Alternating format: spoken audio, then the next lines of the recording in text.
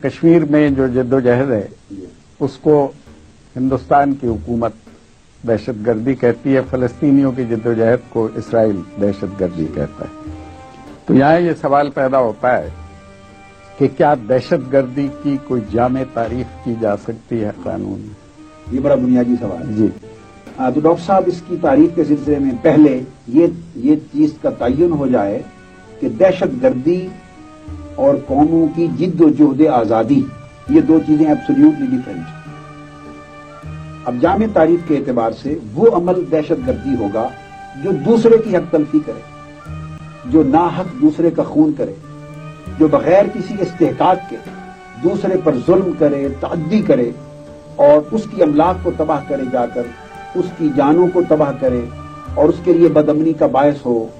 اور انتہا پسندانہ کارروائیاں قانون کو ہاتھ میں لے کر کرے، تو یقیناً یہ عمل دہشت گردی کہلائے گا۔ لیکن کشمیر میں جو کچھ ہو رہا ہے، آپ نے دیکھا کہ 54 سال میں ایک بم بھی دہلی پر انہوں نے جا کے نہیں گرایا۔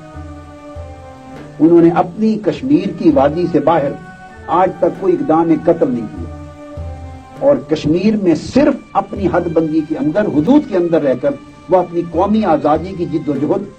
اور وہ جس کا وعدہ اقوام متحدہ نے ان سے کیا تھا، تو جب اقوام متحدہ نے ڈاکٹر صاحب ان کو ایک قرارداد کے ذریعے رائٹ دے دیا، تو اب ان کی اس رائٹ کے لیے اسٹرگل لافل اسٹرگل ہو گئی سیکورٹی کونسل کے مطابق۔ اب ایکچولی ان کو دبانے کے لیے جب اسٹیٹ ٹیررزم کی جائے گی تو رد عمل میں اپنے دفاع کے لیے وہ بھی ہتھیار اٹھائیں گے۔ کشمیر کا یہ میٹر، فلسطین کا میٹر یہ ہے کہ ان سے ان کا وطن چھین لیا گیا، اب ان کے پاس گھر کوئی نہیں۔ اگر ان کا گھر ان کے پاس رہ جاتا تو شاید وہ بھی اپنے گھر اور وطن کی حدود کے اندر اپنی قومی آزادی کی جد و جہد کی جنگ لڑتے، لیکن جب ان سے وطن چھین لیا گیا تو وہ دنیا میں اسی طرح بے گھر ہو گئے جس طرح ایک زمانہ طویل تک یہودی قوم بے گھر رہی، جی یہ بے گھر ہو گئے۔